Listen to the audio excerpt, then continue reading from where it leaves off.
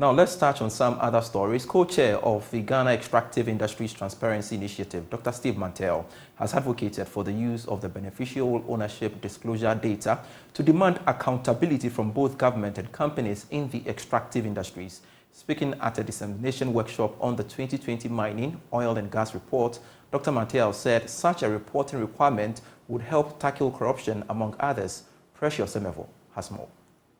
The Ghana Extractive Industries Transparency Initiative (GREDA) and GIZ Stakeholder Dissemination Workshop in Sunyani discussed the 2020 reports on the mining and oil and gas sectors and the non-physical revenue pathways to optimizing benefits in Ghana's mining sector.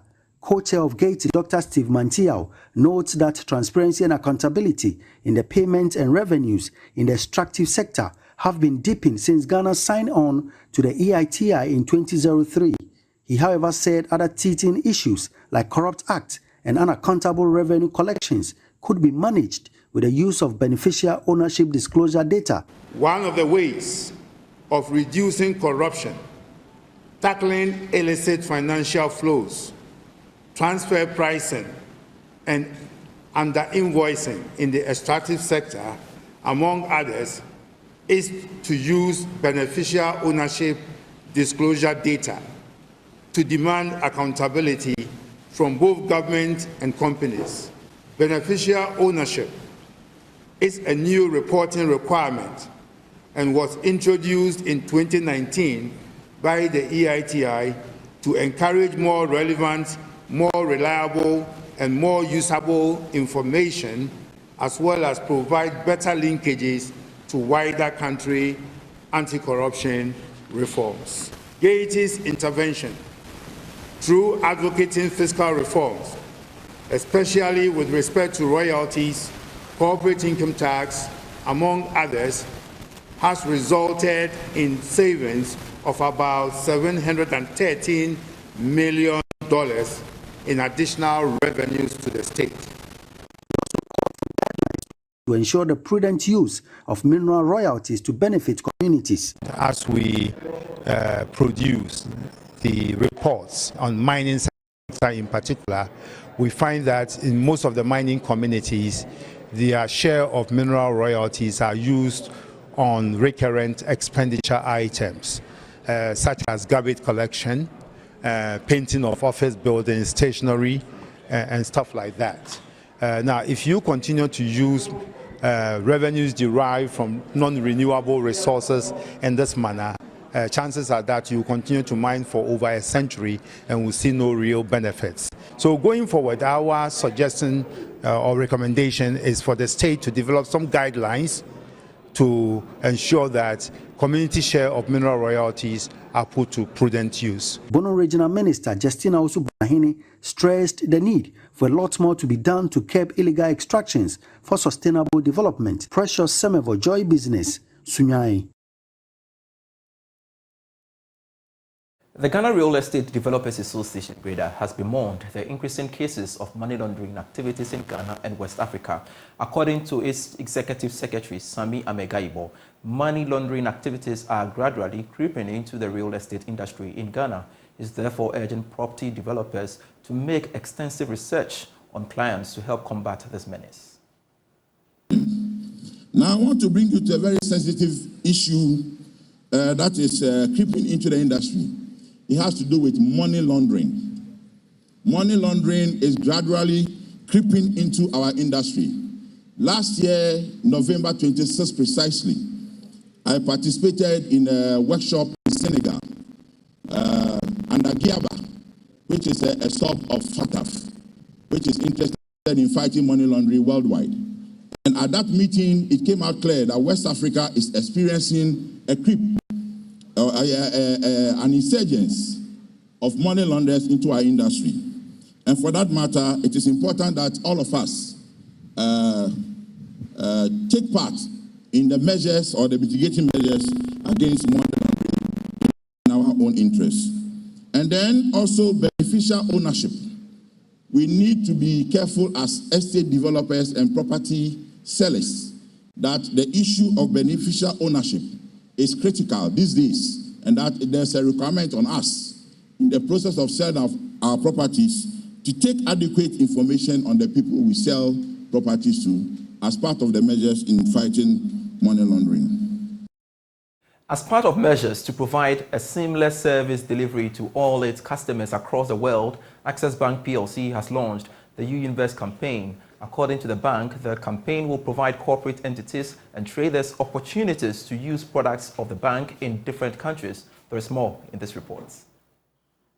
According to Access Bank, it has presence across 17 countries, including UK, UAE, China, India, and Lebanon, in 3 continents, including Africa, Asia, and Europe.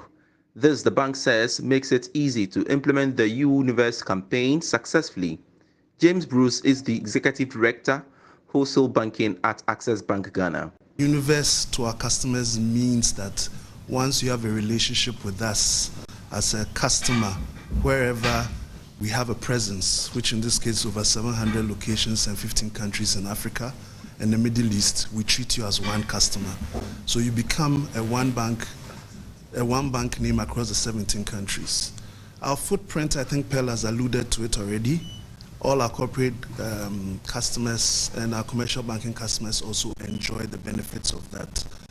We have also established partnerships with the Development Bank of Ghana to be able to find cheap financing, with ECOWAS Bank for International Development. We're also doing partnerships with Ghana Export Promotion Authority and also with Pharmaceutical Society of Ghana, just to elicit the number of partnerships that we're going to do. On her part, the Executive Director for Retail and Digital Banking at Access Bank Ghana, Pearl Nkrumah, explains the reasons behind the campaign. This is what we stand for, and we want to reaffirm, and by doing that, we are also challenging our customers to hold us accountable. Our business is in a business of making promise that this is what we want to give to you in terms of how we want to deliver our service to you, in terms of how we want to, the solutions that we bring on timely basis to solve the real problems of our clients, and ensuring that this relationship will continue to make it a good, a fruitful relationship by listening to our clients. To serve their varied customer base across different cultures and languages, the bank says it has specialized desks that are abreast with the nuances of trade among French, German, Chinese, and Lebanese.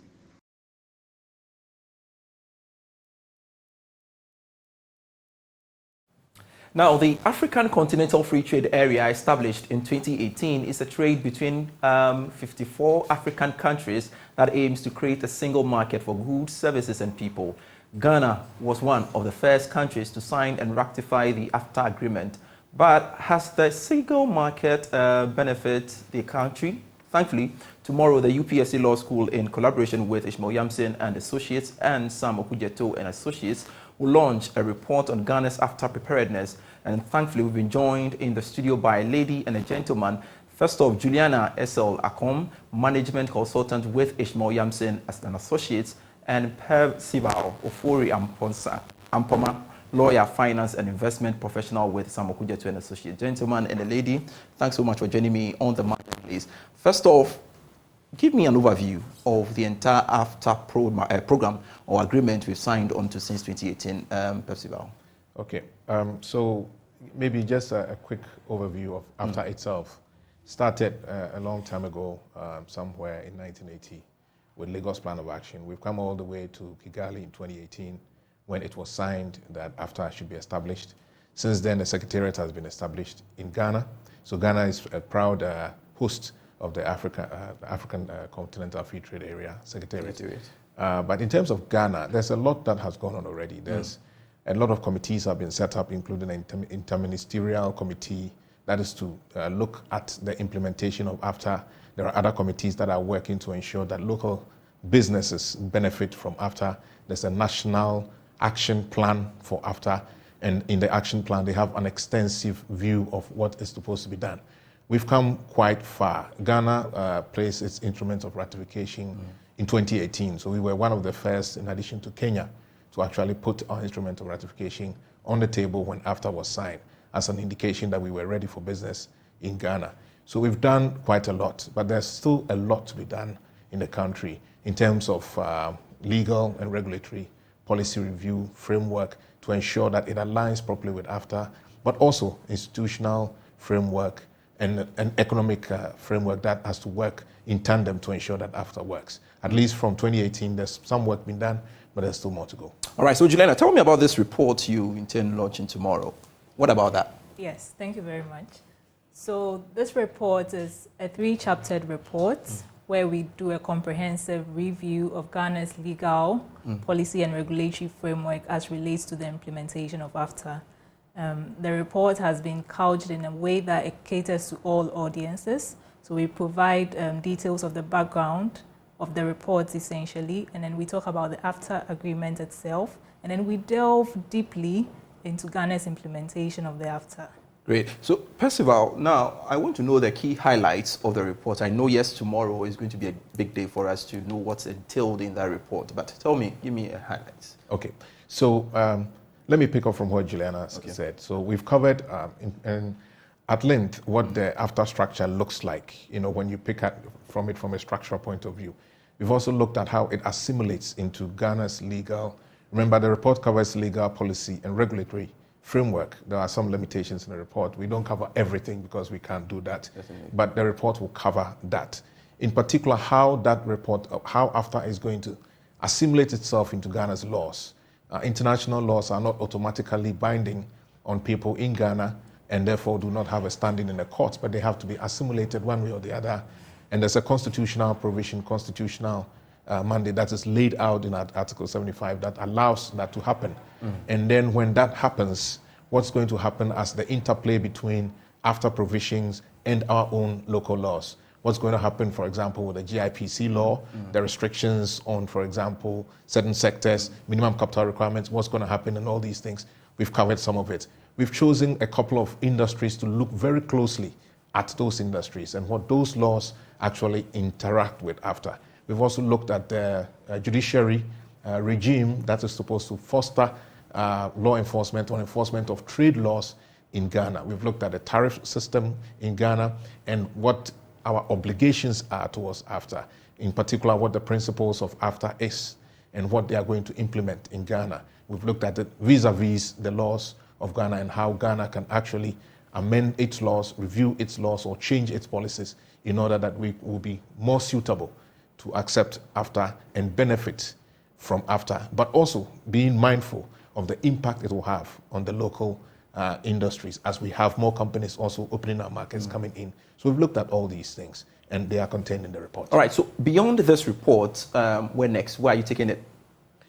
Well, that's an interesting one. Okay, so AFTA is ongoing, the implementation is ongoing. We had expected that the report will form a basis for policymakers, for government officials, for lawyers, academics, look at the report, review it, and we build on it because there are gaps in our legal systems, gaps in regulatory systems, challenges that needs to be addressed, and together we can also solve those problems so that we can make Ghana a very suitable place for AFTA to work, and we can justify the need for them to choose Ghana as the host for AFTA and make sure we benefit more for the AFTA implementation. Certainly. Juliana, now, tomorrow is going to be a big day for you guys. Now, who are going to speak?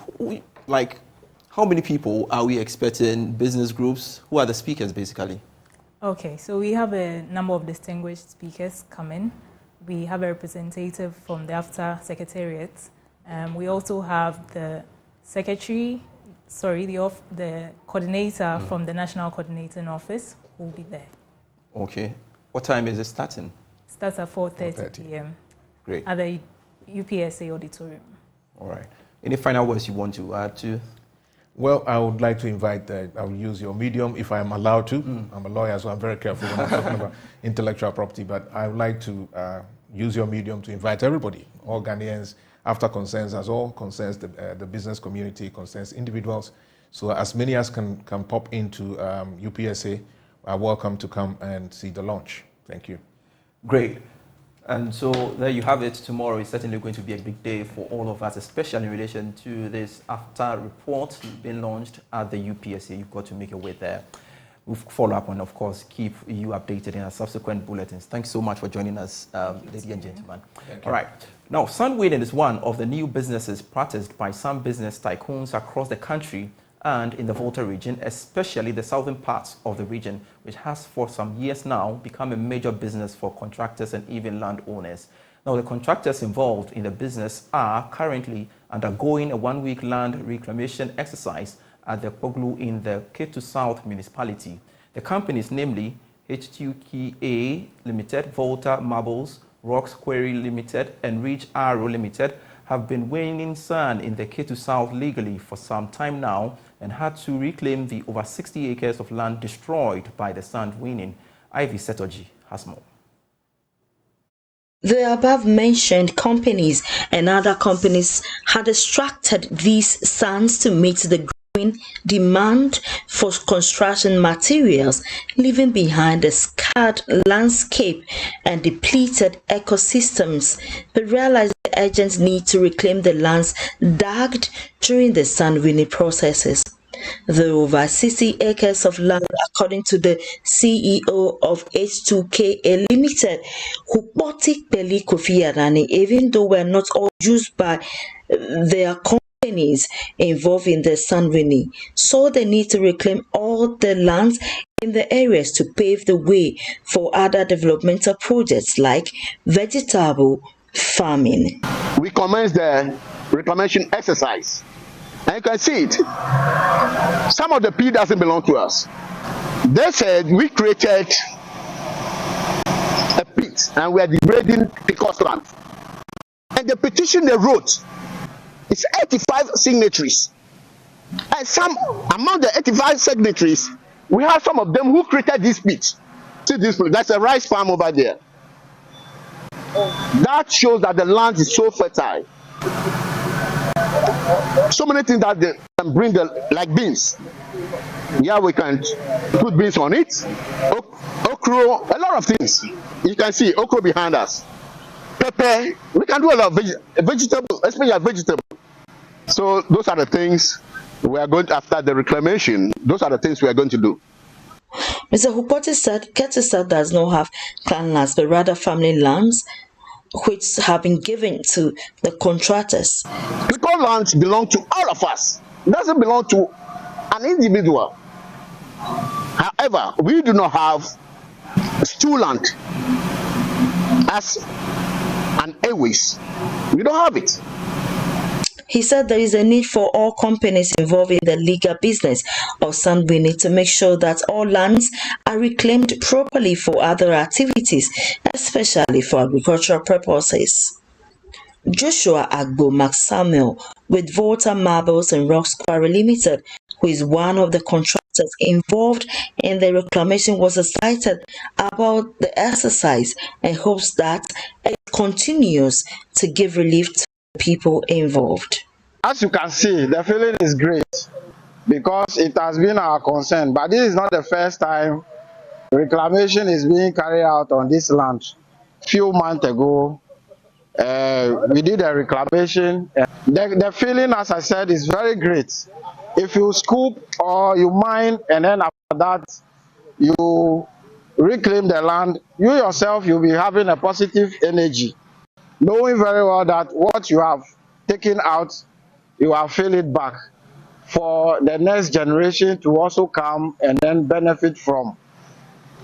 Some of the local landowners were excited about the exercise and prayed that things go as planned to have a more beautiful environment even after winning of sand and other activities. Ivy Setoji filed that report. And then the marketplace here with me, Pious, Kojo, Backah. Congregate stories when you log on to myjoyonline.com/business. Do enjoy the rest of our programs. Bye.